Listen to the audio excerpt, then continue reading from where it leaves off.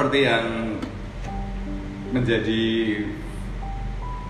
apa ya Mas Krisna ya? Thailand kita yaitu desa anti korupsi Mas. Nah ini Mas Krisna dari pemuda ini saya ingin tahu pendapatnya dulu ini Mas Krisna. Apakah Mas Krisna sangat setuju ini dengan desa anti korupsi?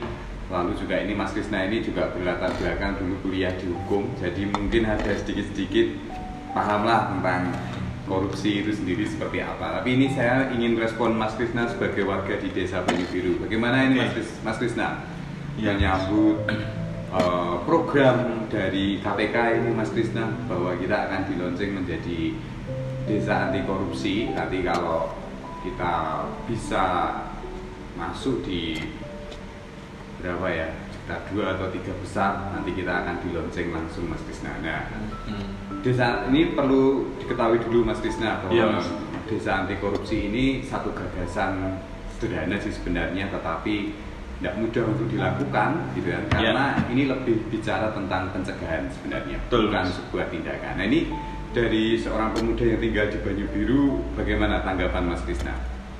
Ya, untuk kegiatan dari KPK ya Mas ya, memberdayakan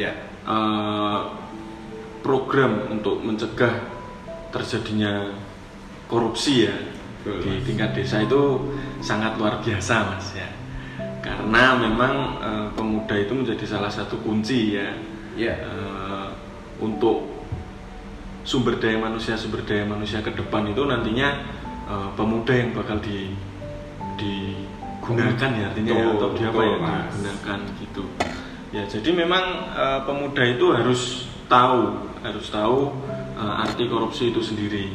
Namun dibanding untuk mengerti apa arti korupsi itu, mending pemuda itu lebih mengerti cara pencegahannya Mas. Betul dengan satu tindakan-tindakan yang konkret itu kan.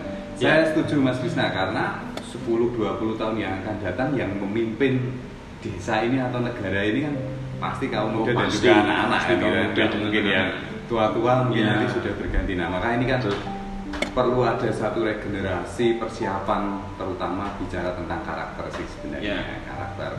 Nah mungkin tujuan dari desa anti korupsi sendiri harapannya kan masyarakat, baik itu dari apa ya Mas ya, pemuda, orang tua dan semuanya itu sebenarnya ikut mengawasi lah, ikut mengawasi pemerintah. Jadi keterbukaan ini menjadi hal yang penting gitu kan. Nah, pemuda ini kan perannya sebenarnya banyak Mas, bisa berinovasi, bisa membuat satu kegiatan gitu kan.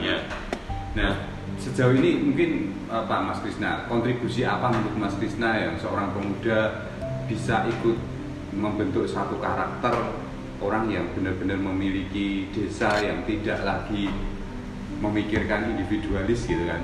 Kira-kira apa Mas?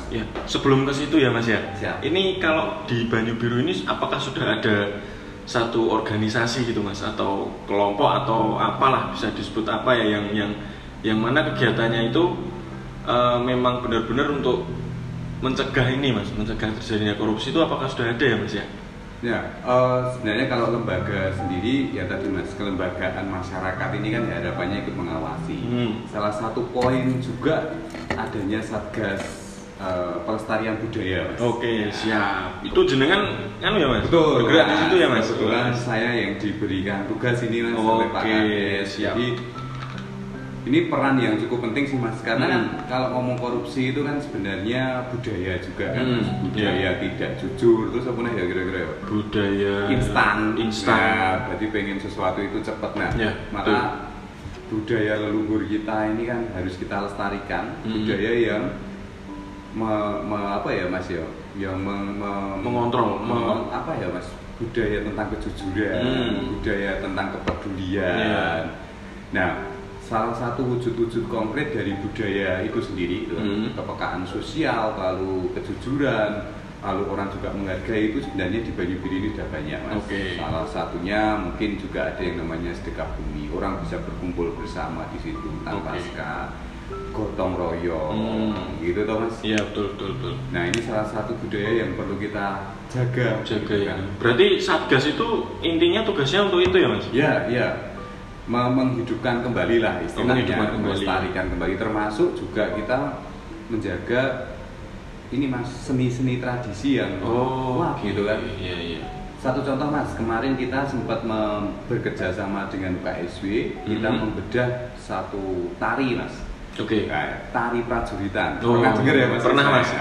Itu asli sini ya ternyata ya, asli Banyu Biru ya. Sebenarnya kalau ngomong Banyu Biru ya tidak juga gitu ya Mas. Tapi dari Kabupaten Sumatera. Tapi tari prajuritan ini bukan tari keraton gitu ya. Jadi kita nggak akan menemukan tari ini di dalam keraton karena memang di pinggiran. Nah, lalu kaitannya apa sih dengan pembentukan karakter? Mungkin kan itu ya Mas. Jadi tari prajuritan itu kan tari tentang peperangan, ya, seorang kesatria. Yang namanya kesatria itu kan pasti jelas Mas, dia orang yang bukan pengecut. Itu ya, betul. Orang yang bukan pengecut itu kan pasti dia tidak suka yang namanya instan. Ya. Proses. Betul. Terus dia jujur itu pasti Mas. Ya, seorang kesatria gitu. Nah, jadi kita ini sudah banyak melakukan tarian itu kan Mas. Dulu mungkin Mas Krisna juga pernah gitu ya, sempat ikut zaman SD. PR-nya kita bagaimana memaknai tari itu kan juga lebih penting gitu kan. Jadi anak-anak akhirnya mencintai tari itu. Kan? Tapi saya rasa juga kayaknya sekarang sudah jarang ya Mas anak-anak SD yang melakukan tari itu ya. Kalau dulu kan zaman saya mungkin pas 17-an misalnya ini bertepatan dengan ini ya hari memperingati hari kemerdekaan ya. Itu dulu mesti rutin Mas di lapangan mana itu? Lapangan SPN itu rutin Mas, tari prajuritan. Nah, tapi kok sekarang kayaknya kurang ya, apa itu? Nah ini Mas, gimana Mas? Maka PR-nya Satgas itu kan sebenarnya di situ Mas. Maka gitu kemarin kita menghidupkan kembali, mengenalkan kembali. Kemarin yang kita undang juga dari Dinas Pendidikan, kepala sekolah kita undang. Ya dalam tanda kutip kita tantang lah. Ayo kita hidupkan lagi ya. Siap. Termasuk lebih ke maknanya Mas, karena kita tahu tuh Mas, tantangan sekarang ini kan lebih pada digital, anak-anak lebih suka main HP gitu kan. Jadi kalau sudah terjerumus dengan HP game itu ya enggak apa-apa gitu ya, maksudnya itu kan dunia sekarang, tetapi kepekaan sosialnya nanti takutnya hilang Mas. Jadi pola permainannya berbeda. Nah, satu hal lagi Mas Krisna, jadi di tari prajuritan itu tadi poin pentingnya juga seorang kesatria, jadi kita melambangkan peperangan, harus berlatih ya untuk berperang. Itu kan lebih pada poin menghargai proses gitu Mas. Karena apa Mas? Sekarang itu anak muda atau siapapun gitu ya, itu lebih seneng instan. Seneng ki nek iso ki rasa latihan tapi sukses. Langsung iso Mas ya. Misalnya skripsi nek iso rasa mengerjakan tapi langsung jadi. Nek iso bayar we lah mending. Betul Mas. Nah, itu kan sudah mencerminkan budaya korupsi toh Mas. Betul. Maka pola-pola itulah yang harus kita tanamkan ke teman-teman muda, lalu juga ke adik-adik. Anak-anak lah gitu. Ya, mungkin saya rasa juga sangat penting ya untuk adik-adik kita ya Mas. Karena kalau misalkan di usia-usia kita itu kayaknya kok sudah terlanjur banyak terkontaminasi pikiran-pikiran kayak gitu Mas. Sifat-sifat, sikap-sikap yang instan tadi itu sudah menjadi apa ya, kayak keseharian kita gitu. Bahkan makan aja kita kadang mending tuku sarden lah daripada masak angel-angel gitu ya. Itu sangat penting ketika kita memberi pengertian kepada adik-adik kita ya, teman-teman kita yang masih di bangku sekolah dasar, itu sangat penting Mas untuk membangun karakter demi nanti kedepannya biar nggak serba instan gitu. Ya betul Mas. Jadi dengan budaya-budaya itu tadi harapannya menghargai proses. Lalu yang kedua ini Mas, apa ya Mas, pertemuan gitu kan. Jadi kalau nari itu kan nggak mungkin sendirian. Dia bertemu dengan teman-temannya, bertemu dengan yang lain untuk berinteraksi. Ya itu kan sekarang nilai yang mahal tuh Mas. Maksudnya kalau orang itu saling bertemu, lalu kepekaan sosialnya itu hadir gitu kan, ada gitu kan. Ketika jadi pemimpin pasti dia menjadi pemimpin yang peduli, tidak mikir dirinya sendiri. Ya kira-kira itu. Betul Mas.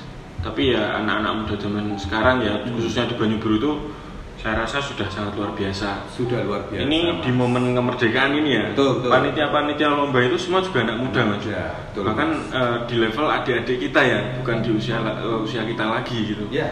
Ya artinya kepedulian mereka terhadap kegiatan-kegiatan sosial di kampung itu luar biasa, dan itu sudah mencerminkan bahwasanya ya mereka sedikit lebih maju lah, satu langkah lebih maju dibandingkan dengan anak-anak muda yang cuman apa ya, kegiatannya di rumah atau betul tanpa sosialisasi gitu. Jadi setidaknya sudah ada rasa untuk peduli, ya, Mas, membuat desanya, dusunnya lah, gitu kan. Jadi apa ya, guyup gitu kan. Itu nggak mudah loh, Mas. Betul, Mas. Melakukan anak muda itu nggak mudah loh. Dan mereka juga nggak ada keuntungan finansial. Betul. Bahkan mungkin mereka dana mungkin nggak tahu dari mana ya, mungkin sirkuler atau seperti apa ya, kita nggak tahu lah ya. Tapi pada intinya semangat mereka, usaha mereka untuk membuat kegiatan untuk mengenalkan kampungnya itu bagus sih. Dan juga kalau kita melihat pemuda ini mengadakan kegiatannya ke anak-anak gitu. Betul, kan. Jadi anak-anak juga sudah diajak untuk ya berkegiatan mengisi kampungnya lah, mengisi. Karena saya ingat banget, Mas, dulu wawancara dengan sesepuh kita ya, mengatakan bahwa untuk mencintai negara kita nggak usah jauh-jauh. Betul. Jadi cintailah kampungmu, cintailah tempatmu tinggal. Ini Pak Yadi Samidi dulu mengatakan itu kan. Maka ya karena kalau yang nggak menghidupkan kampung itu warga kita sendiri, lalu siapa kan? Lagi ya, Mas? Ya, betul sekali. Nah, lalu PR ini juga, Mas Krisna, untuk menciptakan benar-benar desa anti korupsi nanti gitu ya, bahwa bagaimana peran masyarakat ikut mengawasi selain tadi membentuk karakter, itu juga poin penting karena mereka lah nanti yang akan menjadi calon-calon pemimpin ke depan gitu kan. Juga peran masyarakat di sini keterbukaan, Mas. Nah, salah satunya di Satgas Pelestarian Budaya kita membuat radio komunitas ini juga. Siap. Berarti ini salah satu media untuk keterbukaan info segala macam untuk masyarakat ya, Mas. Ya, jadi kadang kita juga ngobrol dengan Pak Kades. Gitu kan, ada informasi apa, bahkan kita juga bisa menerima masukan. Kan? Kita ada grup WA-nya di sini, lalu kita akan respon langsung malam ini kalau ada keluhan gitu kan dengan Pak Kades.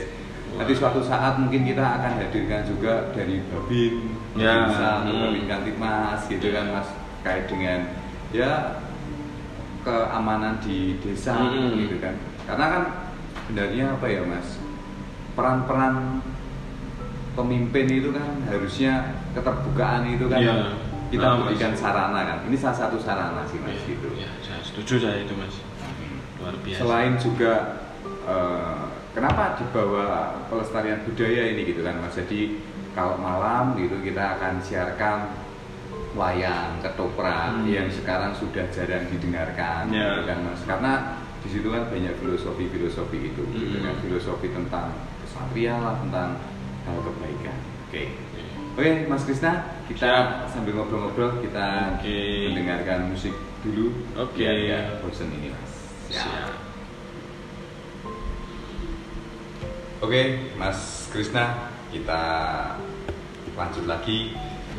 Nah, ini satu pertanyaan, Mas Krisna, mungkin masih sama dengan tema kita untuk bicara bagaimana peran pemuda untuk menyiapkan desa Banyu Biru lebih siaplah untuk nanti kita benar-benar menjadi desa anti korupsi, bicara tentang pencegahan, dan memang tadi kita bicarakan bahwa pemimpin masa depan kita ya harus dipersiapkan adalah pemuda dan juga anak-anak. Nah, tantangan kita satu, Mas, sekarang ini dunia digital ya, baik itu gadget ya, dengan permainan-permainan yang asik, anak-anak bisa begitu betah main itu gitu kan. Nah, yang menjadi persoalan kan ketika dia asik dengan dunia virtual, kadang lupa dengan realita atau dunia nyata. Nah, ini untuk menyeimbangkan itu biar teman-teman muda dan juga anak-anak ini peduli akan lingkungan nyata gitu ya, baik itu teman sekitarnya ataupun juga lingkungannya. Kira-kira gimana ini, Mas Krisna, sebagai pemuda yang juga suka dengan dunia digital juga ya, Mas Tisna. Pasti Mas. Nah, untuk menyeimbangkan ini kira-kira punya saran apa ini Mas Tisna? Ya, yang jelas yang pertama yang perlu kita ketahui ya Mas, dan perlu kita sadari betul itu memang kalau kita bicara pencegahan terkait korupsi ini memang bicara tantangan Mas. Oke. Jadi memang semua ini dasarnya memang tantangan karena kita hidup di masa sekarang di mana tadi yang Mas Nuki katakan musuh ini dunia virtual itu sangat asik, sulit ya? Mas ya. Karena ya itu tadi dunia virtual itu asik, dunia virtual itu beraneka ragam dan kita bisa dapat apa aja di situ Mas. Betul. Apapun bisa kita dapat gitu. Nah, kemudian kalau bicara tentang bagaimana cara kita menyeimbangkan itu, ya memang kembali lagi itu sebenarnya peran keluarga Mas. Peran keluarga ya, peran keluarga, peran orang-orang terdekat itu menjadi satu hal yang sangat penting karena tanpa adanya pantauan dari mereka itu ya anak-anak bakalan kayak gitu terus gitu. Betul. Ya, tanpa adanya Mas, kita bisa katakan sebagai selain pengawasan contoh. Iya, contoh gitu ya. Orang tua kan bisa memberi contoh kepada anak-anaknya gitu. Untuk ya minimal bersosialisasi lah. Serawung ketemu tonggone, ketemu konco-koncone untuk sekedar ngobrol tidak melulu kita nyekeli HP ini orang. Nah, itu sudah hal yang cukup penting ya untuk membangun rasa sosialisasi di mana itu juga satu poin yang penting untuk menjaga kestabilan anak ini biar supaya dia itu tidak tergantung sama gadget dan jadi apatis lah gitu ya, biar tidak jadi apatis. Betul sekali ya. Dan ini ya Mas Trisna ya, alhamdulillah di Desa Banyu Biru ini itu sudah terwujud lah gitu kan. Misalnya ada hajatan baik orang yang meninggal atau orang punya hajat nikah gitu. Pemuda itu kan sudah berperan gitu, tapi kan mungkin belum semuanya. Nah ini saya setuju Mas, orang tua ini ya perlu berperan tadi ya, misalnya memberi contoh lalu ngoyak-oyak menyuruh gitu kan. Kalau nggak disuruh ya mereka nggak akan keluar rumah kan. Betul. Gitu. Ya karena kalau kita bicara anak muda ya Mas sekarang gitu, misal kita ditanya lalu apa peran pemuda gitu. Ya sebenarnya peran pemuda ya untuk mendukung aja kegiatan-kegiatan yang ada gitu. Yang utama dan paling penting tetap dari orang tua Mas, dari keluarganya. Karena kita kalau bicara anak muda ya kita arep ngongkon koyo ngopo gitu. Ngongkon koyo ngopo nek jebul ternyata wong tuane iki tidak mendukung anaknya untuk bersosialisasi itu ya percuma gitu. Iya, benar Mas. Ya. Karena dengan bersosialisasi itu tadi Mas, kita akan peka secara sosial. Kalau saya ngomong digital ini kan sebenarnya membuat sense manusianya itu kan kadang jadi hilang ya. Ya betul. Rasa empati, rasa ini kan jadi hilang. Ya. Kalau benar-benar akhirnya menjadi kecanduan itu kan. Betul. Coro-corone tanggane ngeleh pun ya nggak akan tahu ya. Iya Mas. Iya Mas. Ya jangankan anak muda lah ya. Orang tua zaman sekarang aja adalah ya segelintir orang yang sekarang asik di dunia itu tadi, dunia virtual itu adalah segelintir orang gitu. Makanya kepedulian mereka terhadap sosial ya otomatis ikut berkurang gitu. Nah artinya anak-anak ini nanti bagaimana kalau misalkan orang tuanya aja ternyata juga gitu. Benar. Bukan berarti diskusi kita malam ini ngajak anak-anak dan pemuda untuk melepaskan gadget ya juga nggak mungkin juga. Enggak, itu tidak mungkin. Kita sudah masyarakat 4.0, 5.0 di mana digital itu sudah masuk. Bahkan desa kita ini Banyu Biru ini juga terkenal dengan desa digital, berbagai macam pelayanan. Cuma harus ada penyeimbangan tadi, kalau enggak benar-benar nanti 10-20 tahun yang akan datang anak muda ini ada juga anak-anak kalau enggak dikenalkan dengan hidupan yang real, ya toh Mas, bisa benar-benar jadi anak yang apatis. Terlebih kalau kita bicara Banyu Biru ya Mas, Banyu Biru kan udah terkenal kampungnya guyup gitu Ya, ya, kampungnya guyup, sosialisasinya tinggi, terus kemudian kalau misalkan bicara agama ya, toleransi itu juga sangat luar biasa. Nah, artinya poin-poin itu kalau suatu saat hilang itu sangat sangat berbahaya gitu bagi desa maupun secara tingkat yang lebih tinggi itu sangat bahaya.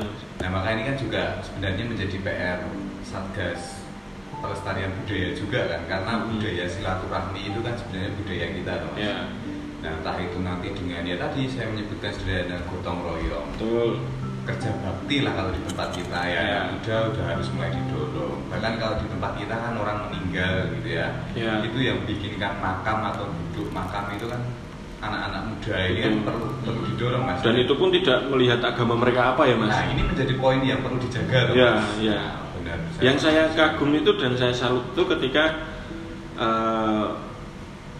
hari raya, Mas. Jadi misalkan hari raya Idul Fitri nih, hari raya Idul Fitri, teman-teman atau saudara-saudara kita yang beragama non Muslim, mereka itu juga tetap bersilaturahmi di tetangga-tetangga yang sedang merayakan. Begitu pula ketika hari raya Natal misalkan, saudara-saudara kita yang Muslim pun bersilaturahmi ke saudara-saudara kita yang beragama non Muslim gitu. Nah itu menjadi kebanggaan atau apa ya, Mas, itu apa ya nilai harus yang dijaga, harus dijaga karena penting banget itu halal bihalal juga tidak khusus umat Muslim misalnya tapi bahkan yang ngisi acara juga ada yang dari non Muslim nyanyi bareng. Wah, ini kan kalau sekarang boleh dikatakan sesuatu yang mahal ini, Mas. Betul sekali, Mas, mahal banget itu gitu kan.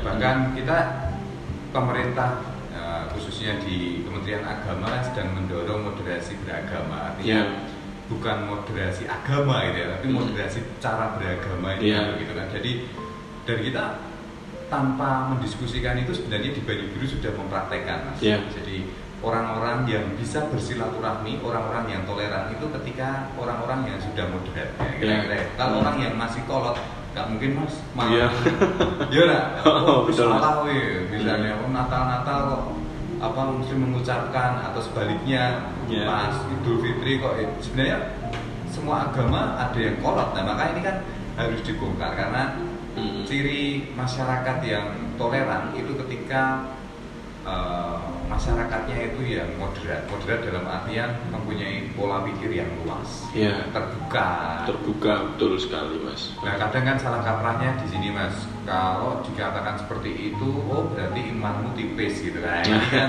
sesuatu yang salah. Moderasi beragama sering bisa salah artikan itu, Mas Krisna. Jadi ini letak yang berbeda ya. Tentu kalau contoh ya, Mas, di Banyu Biru kan kita juga punya batasan kan. Nggak mungkin yang Nasrani ikut sholat Id atau sebaliknya pas misa Natal yang Muslim ikut ke gereja kan, tidak, tetapi lebih cara menghargainya dengan tadi bentuk-bentuk mengucapkan lalu silaturahmi. Ya ini kan ketika orang tua memberi contoh itu tadi seperti Mas Krisna katakan, anak-anaknya pasti akan nyontoh. Betul, iya, Mas. Ya contohnya saya sendiri malah dapat kayak hal-hal seperti itu ya, kita jadi tahu, Mas, artinya jebul ki koyong ini tau silaturahmi ki. Jebul koyong ini ya yang namanya toleransi itu tuh kan kita dapat dari orang tua kita sendiri, Mas. Karena ya orang tua kita melakukan hal itu. Jadi mau nggak mau memang kita juga minimal mengerti arti toleransi itu sendiri, Mas. Cocok, Mas Krisna. Dan itu lalu kaitannya apa dengan korupsi tadi ya? Korupsi ya, jelas, Mas. Jadi intinya kita menjadi manusia yang nyata, peka, gitu kan, peduli. Orang sudah berkotak-kotak, dia nggak akan peduli, akan mencari keuntungan dirinya sendiri. Ini kan rohnya korupsi kan nanti di situ, nggak mau menghargai proses, nggak peduli dengan sesama. Nah, maka saya kira sebenarnya Banyu Biru ini saya kira layak lah ya, Mas Krisna ya. Wah, layak sekali, Mas. Jadi desa anti korupsi. Jadi anti korupsi dapat diartikan kalau saya mengatakan di sini lebih penting pencegahan berarti bicara tentang pembentukan karakter. Nah, karakter yang tadi, Mas, kita dapat beberapa poin, menghargai yang namanya proses, tidak lagi instan. Karakter yang peka terhadap sesama. Dan juga kejujuran itu kan nanti pasti akan terwujud Ya. dengan sendirinya. Oke, Betul, Mas Krisna. siap. Oke. Bincang-bincang kita nanti kita akan lanjut di seri berikutnya. Siap. Dalam membicarakan tentang Desa Banyu Biru ke depan. Terima kasih Ya. Mas Krisna. Oke, atas Mas Nuki, sama-sama. waktunya. Semoga benar Desa Banyu Biru mampu untuk menjadi contoh 10-20 tahun yang akan datang. Ya. Benar-benar kita memberikan satu pemimpin yang sangat peduli Amin. dengan proses Ya. dan jujur. Oke. Siap. Terima kasih. Selamat Oke, malam. selamat malam.